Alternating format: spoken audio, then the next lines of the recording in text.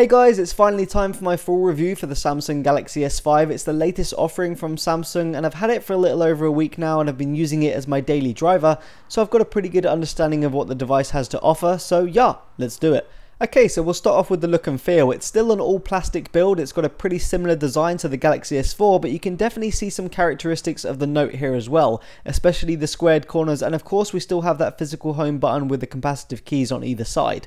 On the left you have the volume rocker, on the right you have the power button, and I really like the placement here of the power button. It's easy to reach, which is important as there isn't any double tap or knock features to wake the device.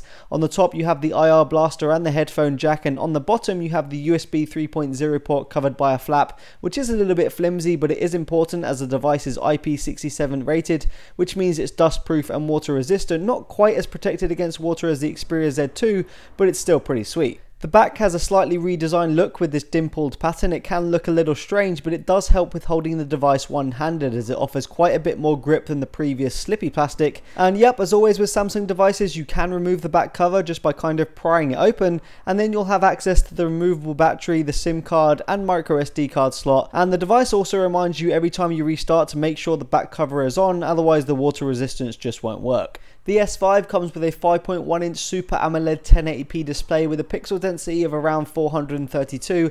As always with AMOLED screens on the Galaxy range, the colours are super vivid and punchy and will basically jump off the screen and just punch you in the face. Now if you're not a fan of those vivid colours, you can dive into the settings and change the mode. The cinema mode is one of my favourites. It takes away that super punchy look and gives it a more natural tone, but it still looks great.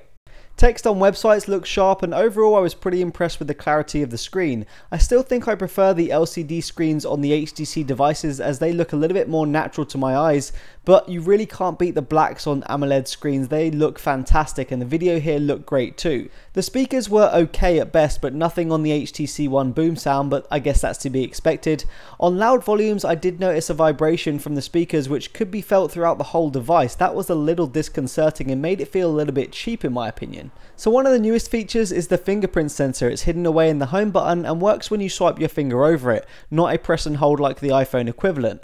Once set up, you swipe your finger across the button and it should unlock, and it does work, but it is a little annoying and sometimes takes 1 or 2 tries as you have to be pretty careful and take your time getting the whole finger across the sensor. In all honesty, I ended up turning it off, but if you do want that extra security, you have the option. They also added a heart rate sensor next to the flash on the back of the device. When you're in the S Health app and you use the sensor, you'll see a small light to show when it's activated. And yeah, it just goes ahead and takes your heart rate. Now I'm not sure on how accurate this is, I'm not sure if I'll really use it. I honestly think it's a bit of a gimmicky feature, but maybe if you're someone that's into your fitness and into your health a lot, you might use this, I don't know, but it's there if you want it. Now in terms of the software, it is running the latest version of Android 4.4.2 KitKat, and it's also running the TouchWiz skin, which has been redesigned since the Galaxy S4, and it does look quite a bit better. It looks a little bit cleaner and more modern. You can see you've got loads of different options in the notification panel that you can customize. You can also go into the settings and you have a massive scrollable list of options. Kind of ridiculous how long this list is. There's just too many, but at the top you do have quick settings and you can actually go ahead and edit these just by pressing the overflow menu, hitting edit, and you can pick your favorite ones that you want to be in your quick settings. So I'm just going to go ahead and do that and I'll show you what it looks like afterwards. So if we dive back into the settings now, you can see you have your favorite quick settings and the other ones are hidden away in the menus.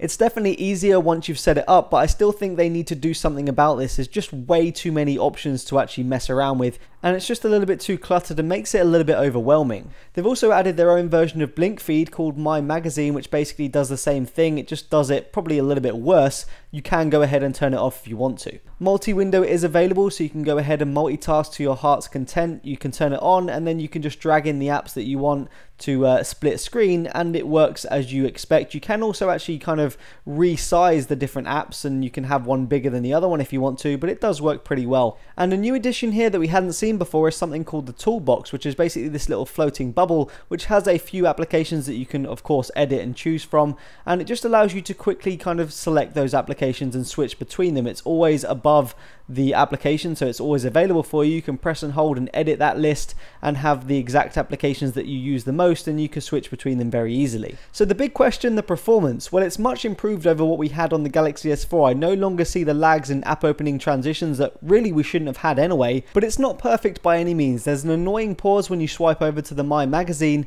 The app opening speed is great, it's very fast, no issues there whatsoever, but the TouchWiz lag rears its ugly head again in the multitasking, and it's pretty evident as soon as you hit that multitasking key. There's quite a delay for the menu to actually appear, and again when you actually switch between the applications, which is very annoying and not something we've seen on the HTC One M8 or the Nexus 5. There's also a weird issue with applications running out of memory and they have to reload. If you haven't seen my UI performance test with the Nexus 5 or the M8, go check it out because both those devices are able to keep all the apps in memory, whereas the Galaxy S5 ends up kicking them out and it has to reload them. Now what I think is the reason for that is that TouchWiz is heavy on the RAM because of all its features like the Air View and all that stuff, not to mention all the Samsung bloatware apps. Now I've got nothing in memory, but already you can see all these Samsung apps running that I didn't open, like S-Note, Group Play, S-Voice, S-Finder, S-Health, all this stuff that's running without me opening any of my applications, and I only have settings open and I only have 696 meg free before I've even opened any applications, so that's the reason I think that it kicks the apps out of memory. Moving on to the gaming experience, I tried a fair number of intense games and the Galaxy S5 didn't have a problem playing any of them on the highest settings, as you'd expect from a device with the Adreno 330 GPU. Now, I don't play my games for too long, really it's only 5 or 10 minutes at a time, but I did notice the Galaxy S5 get pretty warm. It felt noticeably warmer than something like the HTC One M8, and the reason I think that is because it's a plastic build which doesn't dissipate the heat as well as the metal build of the HTC One M8. So if you do play your games for longer, then you may start to see throttling earlier on the Galaxy S5 over something like the HTC One M8 because it can't dissipate the heat quite as quickly, so just take that into account. But nonetheless, it's still one of the best devices you can have right now for gaming without doubt. So for the guys and girls out there who love a few numbers, here are the benchmarks, and as expected the Galaxy S5 is getting excellent results with the Snapdragon 801 processor. It's pretty much at the top of all the benchmark charts right now along with the HTC One M8. Don't forget though, benchmarks never tell the full story, they are impressive nonetheless though. So Samsung have also upgraded the camera. They've now given us a 16 megapixel ISOCELL camera, and I've got to say it's very impressive. Definitely top 3 in the market right now in my opinion. Taking a look at some of the shots, you'll see they're very vibrant, they've got lots of detail, and the sharpness is just absolutely excellent as well. This is really one of the best cameras I've used on a smartphone, and due to it being 16 megapixel, you can also zoom in and crop, and you really still have a lot of detail there. As you'll see in this next shot, it just looks absolutely fantastic. Recording video is another area where the Galaxy S5 just excels, especially if you use the 60 frames per second. It just looks amazing. Unfortunately, I can't show you that because YouTube doesn't support 60 frames per second, but I can tell you it is just amazing. Samsung have also included a software feature called Selective Focus, which basically allows you to choose either the foreground, the background, or just everything in focus. Once you've taken the shot, it will process, you then go in to edit the shot, and it allows you to choose which focus point you want to select, which is pretty cool. It does a pretty good job when it works, but a lot of the time I found it saying it can't find different focus points, so you really do have to have a definite foreground and background for it to work properly. My favourite addition to the camera has got to be the live HDR preview. This allows you to toggle HDR but actually see the effect on the display before you take the shot, which is just so useful to actually see what effect it's going to have. There are a ton of other settings, for example 4K video, and you've also got the 60 frames per second smooth motion that I mentioned previously.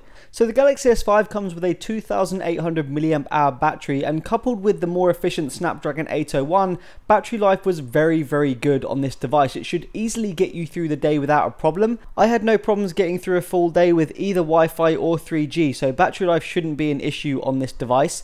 If you do struggle with battery life, there's a few power saving options. The first one puts the whole device in a grayscale, which is great on AMOLED displays because they don't use much power when displaying dark colors, so this should save you a fair bit. If that's not enough, you can also put it into ultra power saving mode, which kind of turns a lot of the smartphone features off, but if you desperately need it, it's going to save you a load of battery. You can see the estimated standby time is 6.1 days in this mode. So there you go guys, that's my full review for the Samsung Galaxy S5. The positives I've taken from the device are definitely the IP67 dust and water resistance, the camera, and the battery life.